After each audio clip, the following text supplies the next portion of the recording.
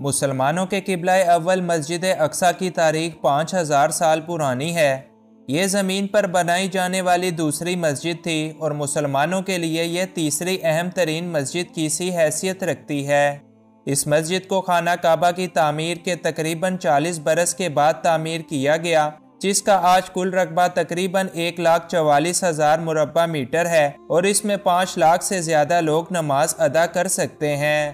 مسجد اقصی مختلف ناموں سے جانی جاتی ہے، جیسا کہ اس کو بیت المقدس، مسجد قبلہ، مسجد مروانی، مقام براق، دیوار براق، دیوار گریا اور حرم شریف کے ناموں سے بھی جانا جاتا ہے۔ لیکن یروشلم شہر میں موجود اس خاص مسجد کی تاریخ آخر ہے کیا؟ اس کو کس نے بنایا اور یہ کن کن حالات سے گزرتے ہوئے آج کے دور تک پہنچی ہے؟ آج کی اس ویڈیو میں ہم مسجد اقصی کی تاریخ حضرت آدم علیہ السلام سے لے کر آج کے دور تک کے بارے میں ڈسکس کریں گے۔ انفویو کی نئی ویڈیو میں ایک بار پھر سے خوش آمدید۔ روایات میں آتا ہے کہ حضرت آدم علیہ السلام نے مسجد اقصی کو سب سے پہلے خانہ کعبہ کی تعمیر کے 40 برس کے بعد بنایا تھا۔ جناب آدم علیہ السلام کے بعد یہ مسجد نوح علیہ السلام کے دور تک ایسے ہی آباد اور موجود رہی اور پھر طوفان نوح کے بعد باقی تمام دنیا کی طرح یہ مسجد بھی منہدم ہو گئی۔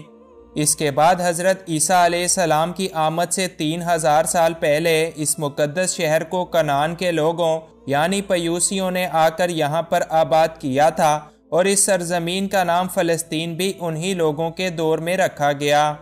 یہ لوگ یہاں پر کئی ہزار سالوں تک قیام پذیر رہے اور حضرت ابراہیم علیہ السلام کے آنے سے پہلے انہی پیوسیوں نے مسجد اقصی کی تعمیر نو کا کام بھی کیا تھا۔ جناب ابراہیم علیہ السلام نے اپنے بیٹے اسماعیل علیہ السلام کے ساتھ خانہ کعبہ اور پھر اپنے دوسرے بیٹے حضرت اسحاق کے ساتھ مل کر مسجد اقصی کی تعمیر کا کام کیا اور انہی حضرت اسماعیل علیہ السلام کی اولاد مسلمان اور حضرت اسحاق علیہ السلام کی اولاد آگے چل کر یہودی کہلائی۔ مسجد اقصی اس کے بعد حضرت اسحاق علیہ السلام کے کنٹرول میں گئی، جنہوں نے اس پاک گھر کا خوب خیال رکھا۔ حضرت اسحاق علیہ السلام سے بعد میں ایک بیٹا پیدا ہوا جو کہ یعقوب کے نام سے جانے جاتے ہیں اور ایک پیغمبر بھی ہیں۔ حضرت یعقوب علیہ السلام کے 12 یا 13 بیٹے تھے، جن میں سے ایک کا نام یوسف تھا۔ انہی یوسف علیہ السلام کو اللہ تعالیٰ نے نہ صرف نبوت عطا کی بلکہ کافی شان و شوکت اور عزت سے بھی نواز کر مصر کے قید خانوں سے اسی ملک کا بادشاہ بھی بنا دیا۔ حضرت یوسف علیہ السلام کے ہی دور میں حضرت یعقوب اور ان کے باقی بیٹے فلسطین سے آ کر مصر میں آباد ہو گئے اور یوسف علیہ السلام کے چند سالوں بعد اللہ تعالیٰ نے اپنے ایک اور پیغمبر یعنی حضرت موسیٰ علیہ السلام کو نبی بنا کر مصر میں بھیجا تاکہ آپ یعقوب علیہ السلام کی اولاد کو فرعون سے بچائیں اور بنی اسرائیل کو صحیح راستے کی ہدایت کا کام کر سکیں۔ لہٰذا بنی اسرائیل حضرت موسیٰ علیہ السلام کے ساتھ فرعون سے بچ کر مصر سے نکلے اور یوں بنی اسرائیل ایک بار پھر سے فلسطین میں آ کر رہنے لگے۔ اس کے بعد داؤد علیہ السلام کا دور آیا اور انہوں نے پھر سے مسجد اقصی کی تعمیر کا کام شروع کیا، جو کہ اس وقت صرف چند کھنڈرات کا ایک حصہ رہ چکی تھی۔ حضرت داؤد علیہ السلام نے مسجد کی تعمیر کا کام شروع تو کیا مگر وہ اپنی زندگی کے اندر اس کو مکمل نہ کر سکے، لہٰذا انہوں نے اس کام کا ذمہ اپنے بیٹے جناب سلیمان علیہ السلام کے ذمے کر دیا۔ اب ان کے بیٹے حضرت سلیمان علیہ السلام جو کہ خود بھی اللہ کے ایک پیغمبر تھے، انہوں نے مسجد اقصی کی تعمیر کو جاری رکھا اور آپ نے ہی اس کو مکمل کیا۔ عراق کے بادشاہ بخت نصر نے سن 587 قبل مسیح میں یروشلم شہر پر حملہ کیا اور اس تعمیر کی اینٹ سے اینٹ بجا کر رکھ دی۔ اس نے لاتعداد یہودیوں کو قتل کرنے کے ساتھ ساتھ ان کے مذہبی صحیفوں کو بھی جلا دیا، لیکن کچھ ہی عرصے کے بعد بخت نصر کی حکومت کو بھی زوال آیا اور ایران کے بادشاہ خورس نے یروشلم فتح کر کے تمام یہودیوں کو یہاں پر واپس آنے کی اجازت دے دی۔ اس کے بعد مریم علیہ السلام بھی اسی شہر کے اندر آ کرتی تھیں اور عیسیٰ علیہ السلام بھی اسی مقدس شہر کے اندر پیدا ہوئے اور ان کو یہیں پر یہودیوں نے اپنی سازشوں کا نشانہ بناتے ہوئے سولی پر لٹکا دیا۔ جناب عیسیٰ علیہ السلام کے آسمان پر اٹھائے جانے کے 70 سال بعد روم کے لوگوں نے مسجد اقصیٰ پر حملہ کر دیا اور اس قدر تباہی مچائی کہ مسجد اقصیٰ کی صرف 4 دیواریں ہی باقی کھڑی رہ گئیں۔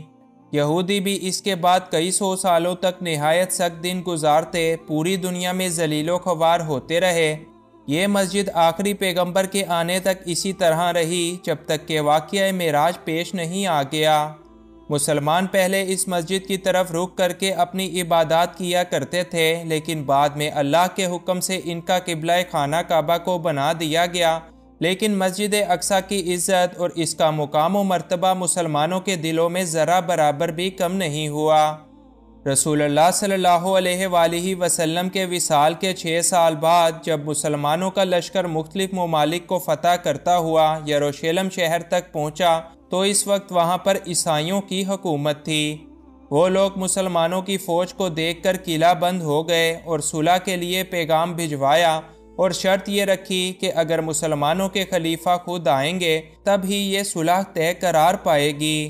لہٰذا اس وقت کے خلیفہ یعنی حضرت عمر فاروق اس شہر کے تقدس کا خیال کرتے ہوئے خود چل کر آئے اور بیت المقدس کے حکمران عیسائیوں کے ساتھ معاہدہ کر کے ان کو یہ امان نامہ دیا اور اس شہر کے اندر امن و امان کو ایسے ہی قائم رکھا۔ اس معاہدے کے بعد حضرت عمر بیت المقدس کے اندر داخل ہوئے اور یہاں پر 2 رکعت نماز ادا کی اور پھر یہاں ایک مسجد بنوانے کا حکم دیا جو کہ اس سے پہلے منہدم اور صرف مٹی کا ایک ڈھیر بن چکی تھی۔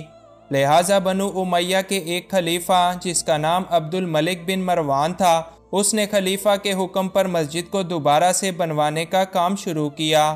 بعد میں مختلف اسلامی بادشاہوں نے مختلف ادوار میں اس کی مرمت اور توسیع کا کام جاری رکھا اور اس کے علاوہ انہوں نے ایک اور وسیع اور عالیشان عمارت بھی قائم کروائی جس کا نام قبۃ الصغریٰ رکھا، جو کہ اس وقت یہ سنہرے گنبد والی عمارت ہے۔